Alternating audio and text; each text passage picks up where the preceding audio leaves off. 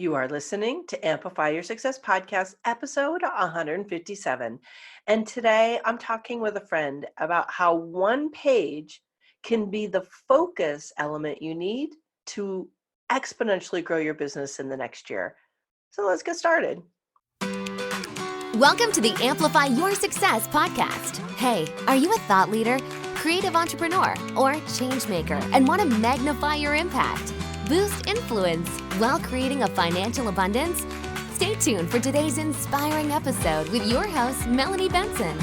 Hello there, inspired entrepreneurs and business leaders. It's your host, Profit Amplifier, Melanie Benson here.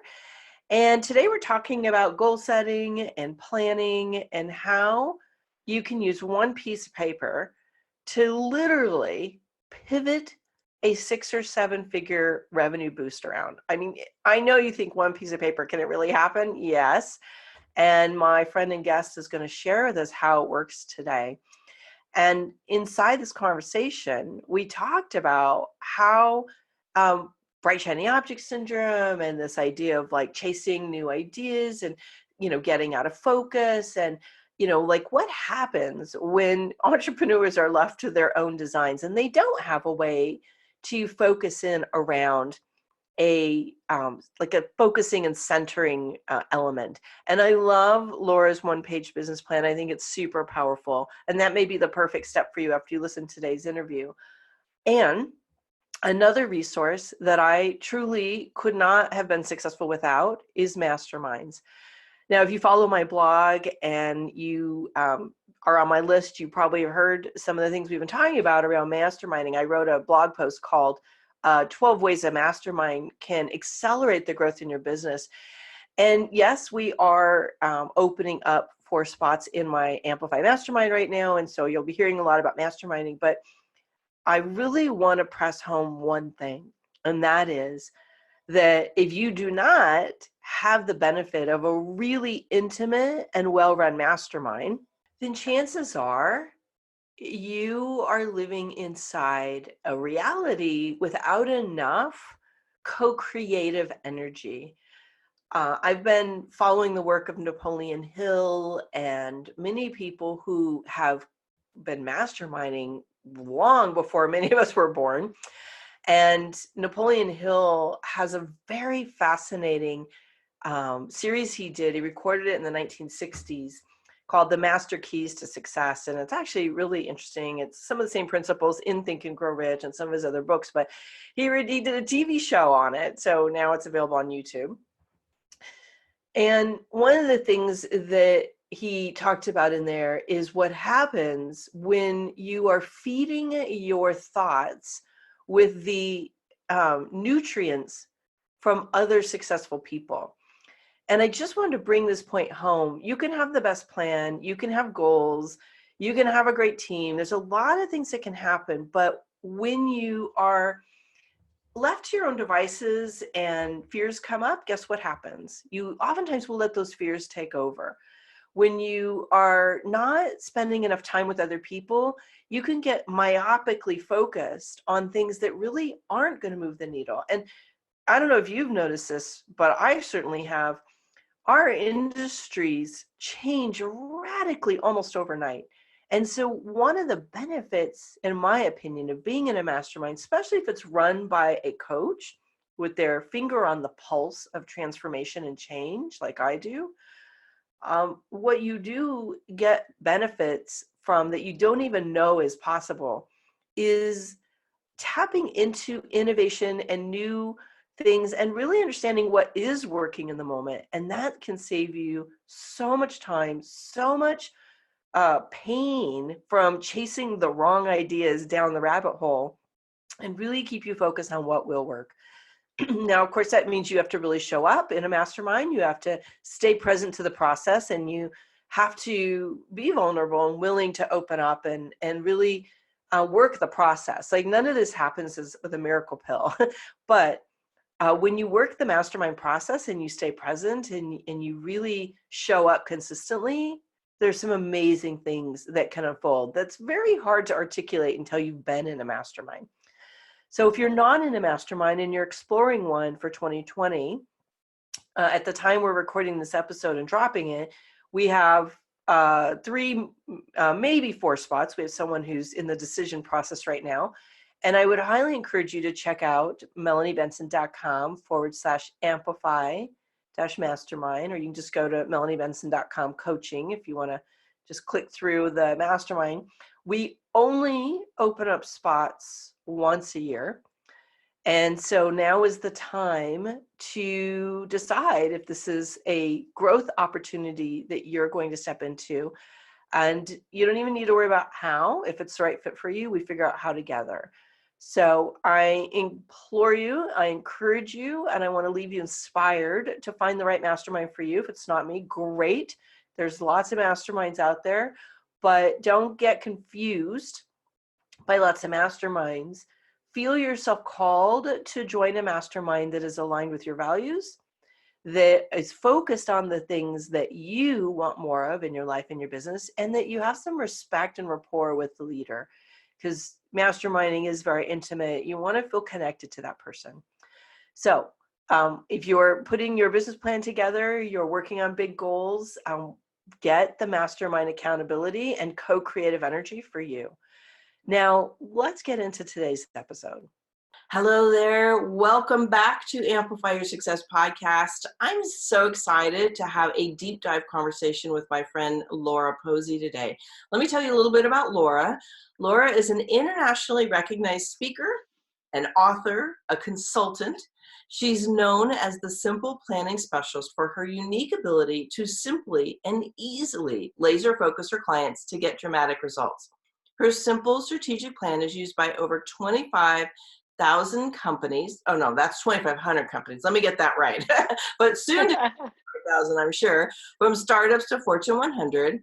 And she's the author of How to Plan Your Entire Year on One Sheet of Paper, and co-author with Jack Canfield of Mastering the Art of Success. Laura is a graduate of SUNY at Buffalo and holds an MBA from Virginia Commonwealth University. She's fluent in German and is currently working on her Spanish. When not on stage with a client, you can find her traveling the world, playing golf, practicing the fiddle, or snuggling with her rescue mutt George at home in Richmond, Virginia. Laura, I'm so excited for part 2 of this conversation. We had such an amazing time in the VIP influencer experience that we did a few months back. And now we're diving into more about what it takes to get a one-page plan. But I have to tell you, I really wrestled with the idea of having you play us some fiddle. Oh, you really don't want me to do that yet. I am in early stages, and it is a torturous instrument. Well, I'm sure when you hear clients with their resistance about like, oh, I don't have time to plan. Oh, it's going to like lock me in. You probably want to get your fiddle out and go, So let's talk a little bit about and get people caught up with how you got to the place where you can get a client, and I'm sure for yourself too, a plan on one page. Because to me, that sounds crazy that we can get all this great information on one page. Yeah, so, here's the thing about doing it on one page. Most entrepreneurs I know have really bad bright, shiny object syndrome, and they get distracted very, very easily. And I found that having just that one page that they can look at, that they can reference, helps keep them really focused. But the power of the one page really is in it forces you to really prioritize and not just take 25 things and put them in order, but decide what are the 4 most important things? What are the things that are really going to drive my business, even if they're hard, even if they're things I've never done before? What are the things that really are going to matter the most? And when you put yourself through that process of really having to focus and really having to make those hard decisions to get it all on one sheet of paper, your results are so, so powerful because you're really moving the needle. You're really driving revenue. You're really driving profit. And because you've eliminated all the dumb stuff, you end up saving time at the same time. It's really cool. Yeah. So how did you get to this place though? Like, I mean, I know you've had such an amazing. Oh yeah. So, yeah. My almost dying story. Yeah. So yeah, I almost died before I made a plan.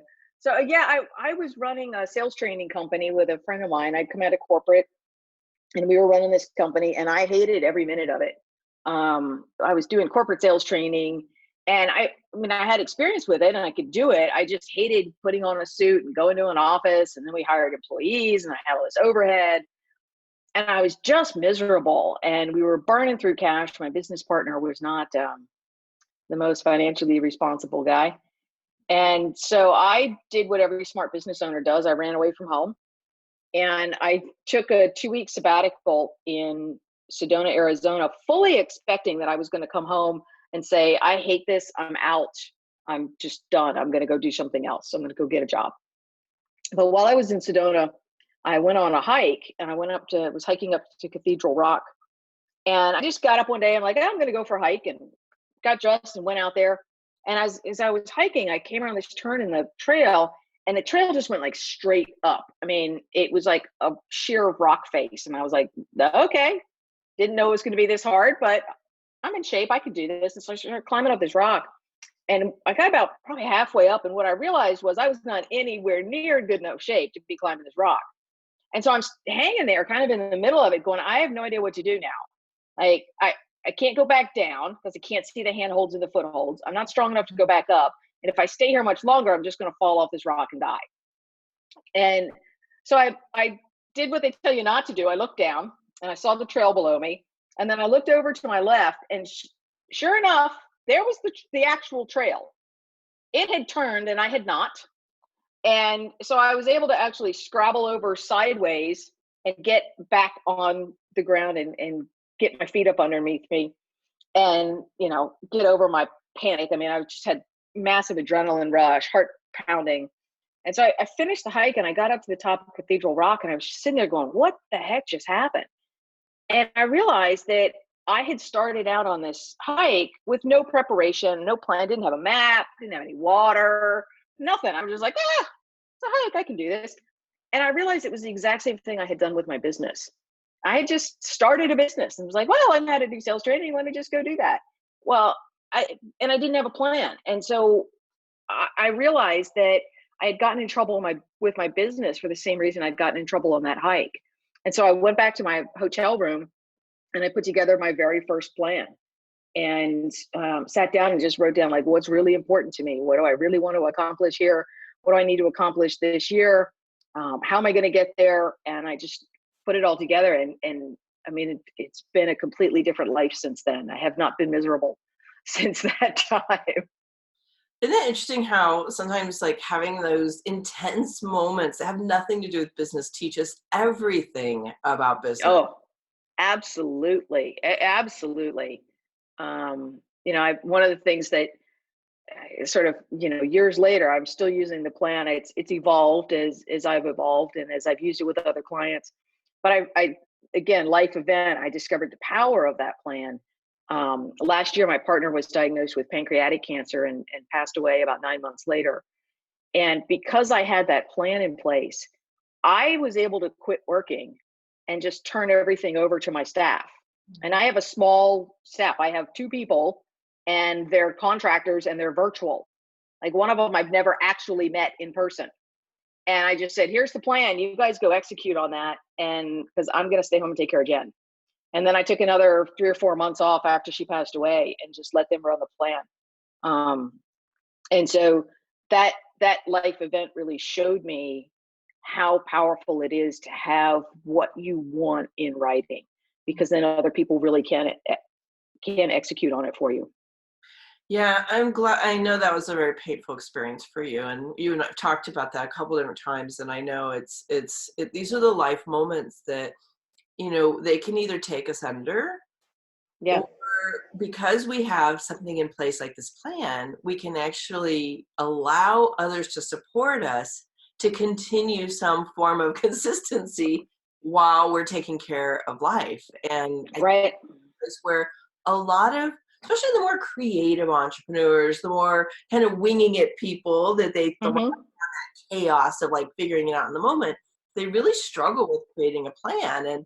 And I think for some of them, and I've had clients tell me this, they feel constricted, or they feel like it's going to limit their ability to do the thing they feel like is serving them the most. Mm-hmm. But what do you tell someone when they're in that, like, oh, I don't want to plan, like it's going to limit me?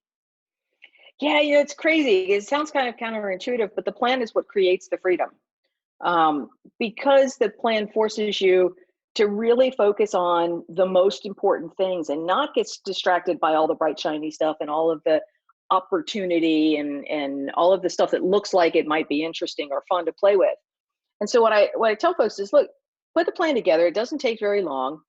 And honestly, when you're working your plan the right way, you're going to spend no more than about 90 minutes a day doing stuff that's on your plan. That leaves the entire rest of the day to do whatever the heck you want. And once you get your plan stuff done, you can go do all the other wild things. You go learn about Facebook chat bots or whatever strikes your fancy, or, the plan is not constricting. It actually forces you to do the really smart things and the really powerful things and ignore all the other junk and get the important things done first. And then when they're done, you can do whatever you want. So you end up having more freedom. Yeah, I agree with that. I think having a plan is what keeps you from doing what you do to yourself all the time. And that is get distracted, right? Like you're chasing Right. this shiny idea because you don't really know what is supposed to work. Right. I can tell you surfing Facebook has never been on my plan. I do it, but I do it after I get the good stuff done. It's knowing what your real profit markers are, right? And really Exactly around what's going to move the needle and prioritizing those. And then you can test, then you can go on adventures, then you can play with new ideas. But if you're not getting the rocks in place and really like pivoting around the rocks, that's why a lot of people never really achieve their revenue goals. I'm sure that's what you see as well. I see it over and over again. And I shared a story about using the plan to take care of a horrible life event, but having that plan allows me to travel as well. I just got on the phone with a friend of mine the other day, and she's like, hey, I'm going to go drive across the Outback for a week, and then I'm going to be in Sydney for a week, and I've got some really great concert tickets. You want to join me? I was like, sure, let's go do that. And I can disappear for 2 weeks because there's no internet in the Outback. And, I can just drop off the grid for a couple of weeks, and my team can run things because it's all written down. They know what we're doing at that time, and they can get it done. They don't need me. Let's dig into that a little bit because you've mentioned your team several times, but I know we have a lot of our listeners, our community here in the Amplify tribe that doesn't have a team yet. How does having this one-page plan help them when things are maybe going askew or they're having these life issues they've got to refocus on? Yeah, it helps you remember what the important things are, and it really condenses the work into a very small portion of the day so that you have that time and that freedom to do things. And, like if you want to go on vacation and, take 2 weeks off and be off the grid, that's fine. Just work ahead on your plan a little bit, or plan that into your plan at the beginning of the year. I mean, this trip I wasn't planning on, it just showed up. But I have other trips that are planned, and I've budgeted my planning and my work around them, because when I'm traveling and doing fun stuff, I don't want to have to work. I don't want to have to think about it. So you can budget that in. Now the life events that just show up, those are harder. But the cool thing is you've got your plan, you're working along, something happens and you get off track for a while. It's easy to get back on track because you know exactly where you left off. You just go pick it back up. And instead of working an hour and a half, maybe you work 3 hours a day for a couple of days to catch back up. And it keeps you from guessing. To me, that's the big thing. You never sit down at your desk and wonder, what am I supposed to be doing? How do I get where I'm going? How do I grow this thing? The answers are all right there in the plan. What do you think is different in the planning process from someone who maybe is in a newer stage or their business hasn't quite broke six figures versus someone who's playing at the higher six, maybe into even seven figures? What might they do uniquely to really help them stay focused using this tool?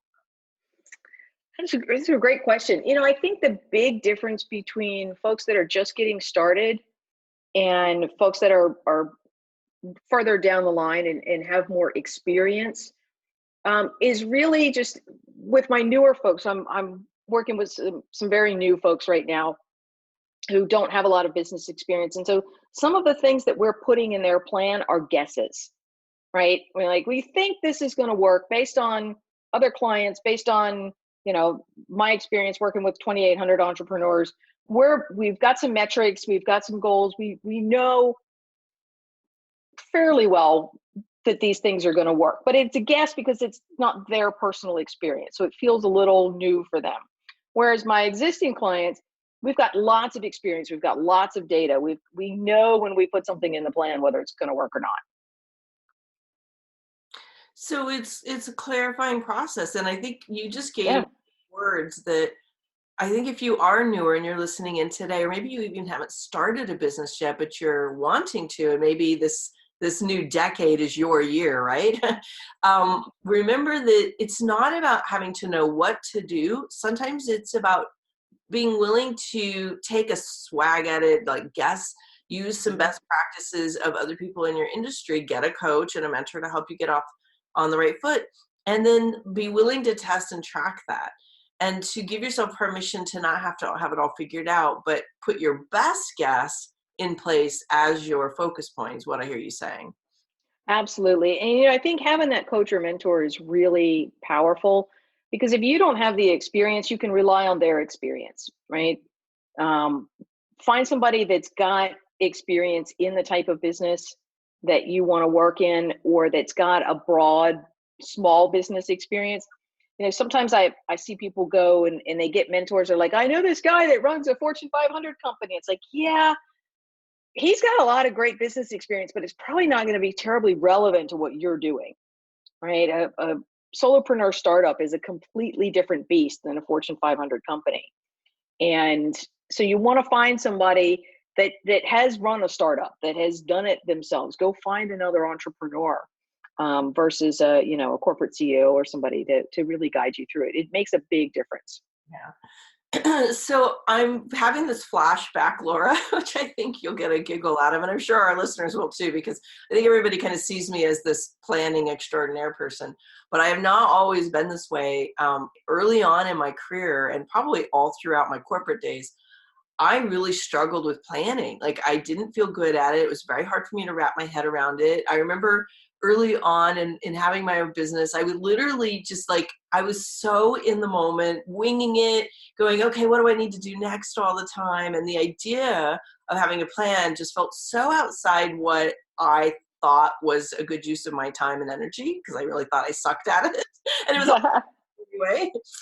I know we have listeners who probably relate to this idea that they think they suck at planning too.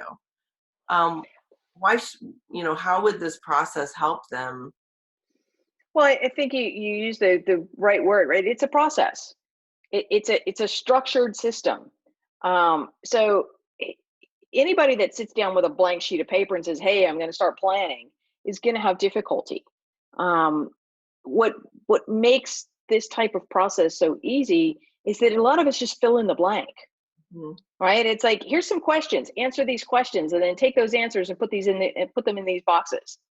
So it brings structure, it brings clarity, and you start to see how each piece of the plan builds on the one before and how it's all connected. Because I can tell you, when I sat down to do my first plan, I wasn't doing any planning. I wasn't planning at all because I was running this crappy business that drove me crazy. And I came out of sales, and I never planned in sales. I'm just like, I'm going to get up today and sell some stuff. And as a sales manager, I kind of did the same way. And so when I sat down with a blank sheet of paper and went, oh my God, what am I going to do here? Right. It took me a ridiculously long time to figure out that first plan. And like I said, I've been improving on it for the last 15 years. I think I've got it done. I don't think there's anything else that needs to be tweaked on it. But I don't know many people who are natural planners, who are really, lots of people make lists, but that's not planning. That's just getting the junk in your head on a piece of paper. Planning is really making sure that the things I'm going to do today support the things I'm going to do tomorrow, and that the things that this week support the things for the month, and the month supports the quarter, and the quarter supports the year, and the year support my life. That's what planning is really connecting all of those things. Well, I will say, having come out of a background where I felt really bad at planning, like it was not a superpower, and I was always kind of flailing around like, what am I doing next? Using tools has been a godsend for me. Like, it's really helped me learn how to focus.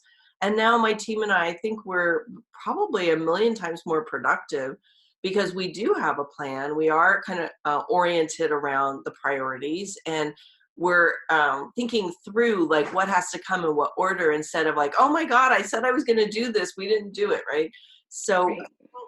having a tool, having a way to plan, having a way to orient your focus around your priorities is a real game changer. And even if you are like super busy, which everyone is, as a matter of fact, I'm sure you've heard this from people. I used to do some speaking about how to get out of overwhelm, and one of my techniques was to teach them how to do these simple plans. And I remember one time I was giving a presentation on it, and I was on the stage, and I was looking out into the audience, and I'd given them this task to write down their priorities, and I was going to take them through this planning process. And Laura, I was getting these blank stares, right? Yeah.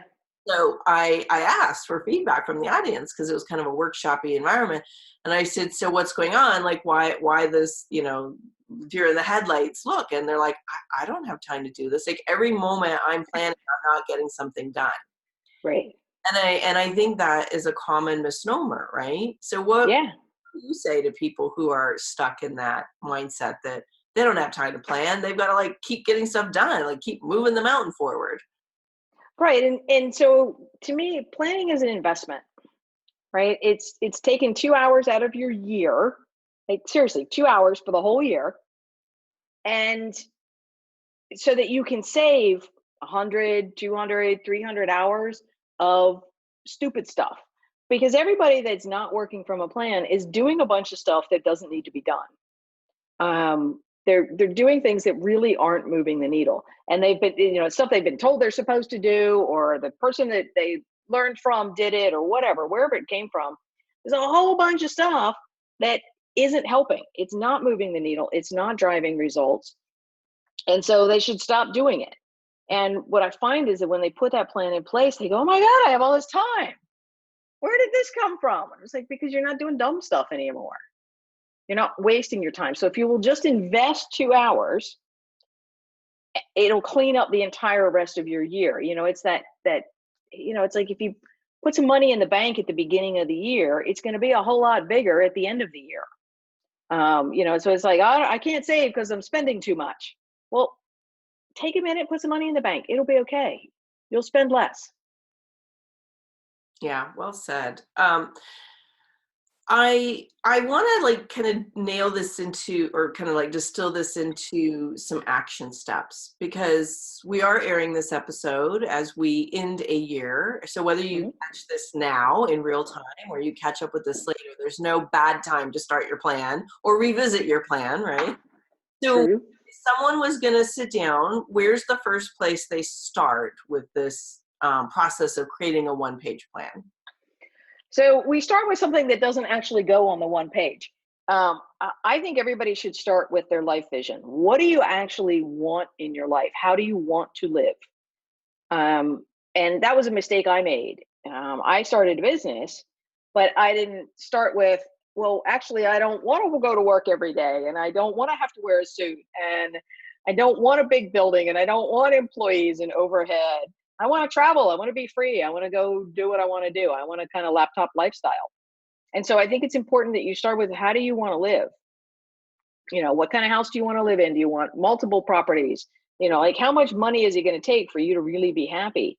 Because you have to design your business around the lifestyle that you want. Otherwise, you're going to end up painting yourself into a bunch of corners and you're going to be miserable. So we always start with a life vision piece. We don't put that life vision on the one-page plan, but it has to be done first. Great. So that life vision, as you said, has to orient everything else. If somebody wants to put this one-page plan together, how do they get started doing this with you? We have lots and lots and lots of ways to do that. So if you just go to our website, simplesuccessplans.com, everything that you need is right there on the homepage. We have some webinars that we run on a regular basis that walk people through. The webinar is called How to Plan Your Entire Year on One Sheet of Paper. And so we walk people through that process. Also on our website, we have our do-it-yourself courses available.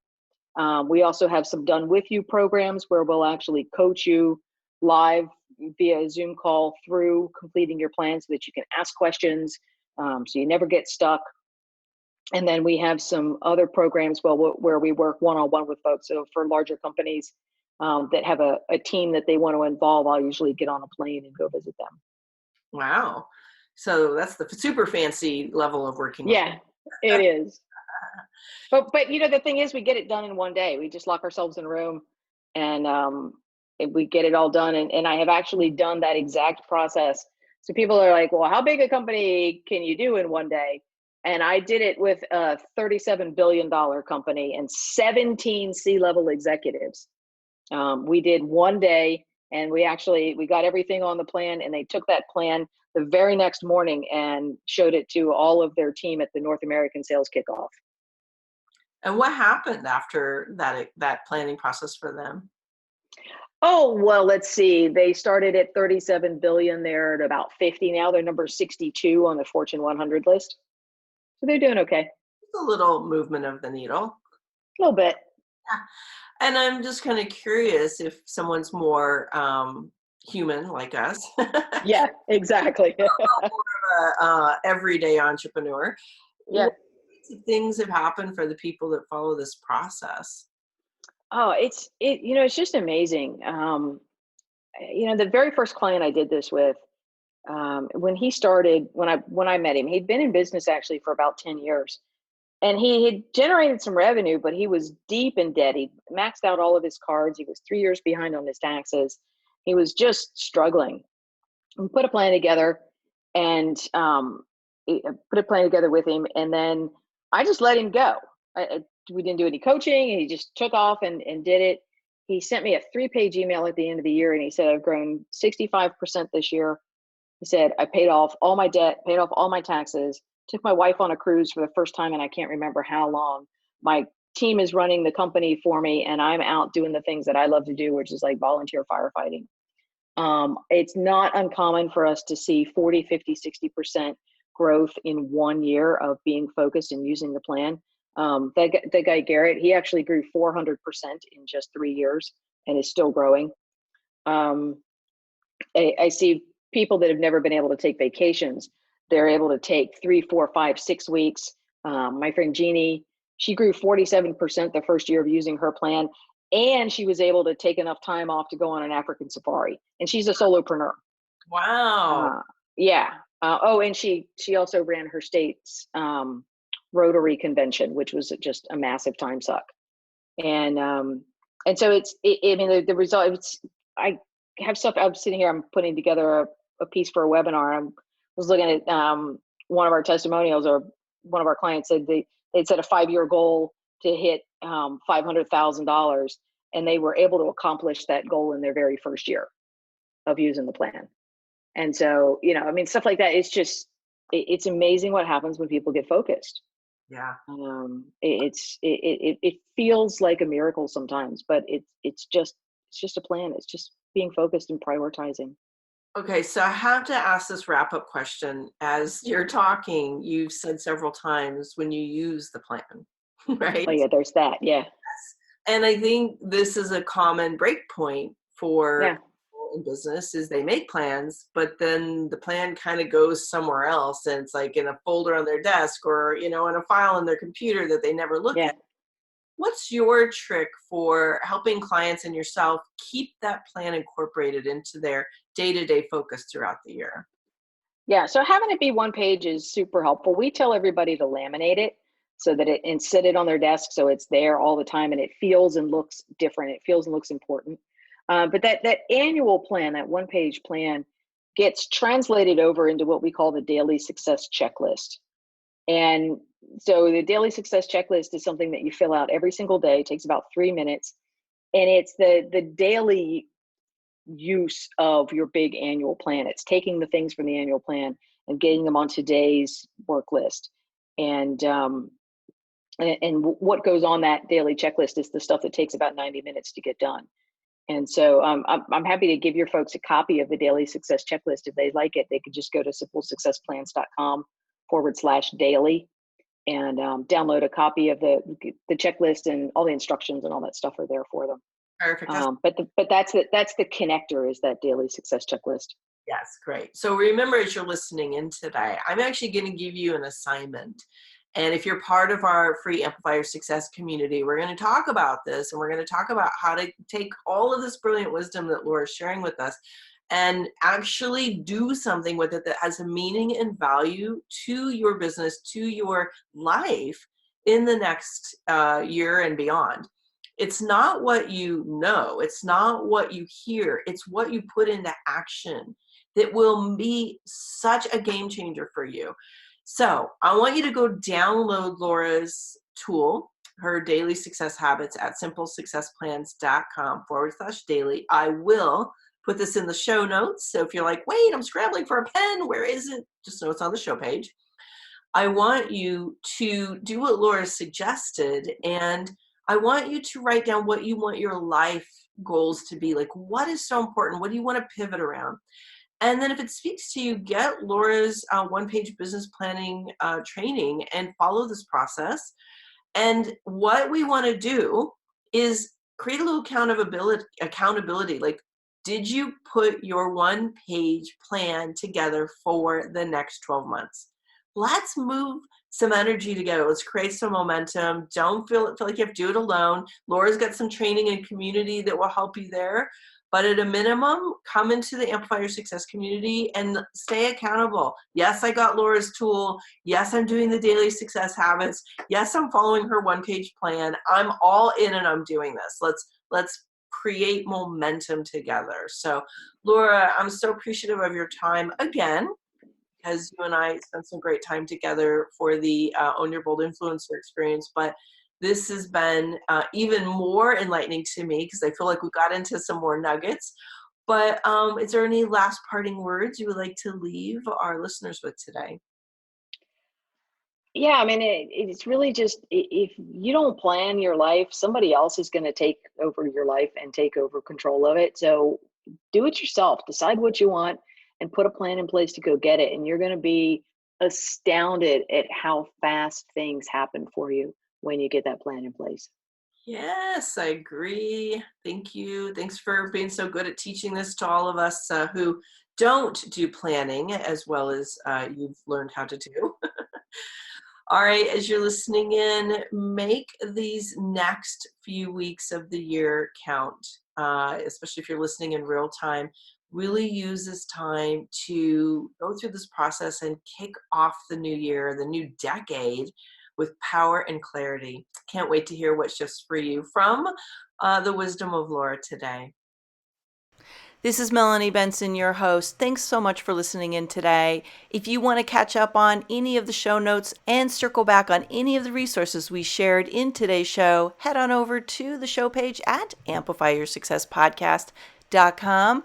And remember, you amplify your results faster when you're in a community of other people who are moving and shaking. Join us at amplifyyoursuccesscommunity.com. One last thing. When you've gained insight from today's episode, help us share that and inspire other people by heading over to iTunes, subscribing, and give it a review. iTunes absolutely loves seeing these reviews pop up, and it actually helps boost my show's visibility. So I would be super grateful for your reviews. And as always, I love seeing your shares of these episodes on Twitter, Facebook, and Instagram. Come find me over there. Tag me in your shares. I'll give you some social media love right back.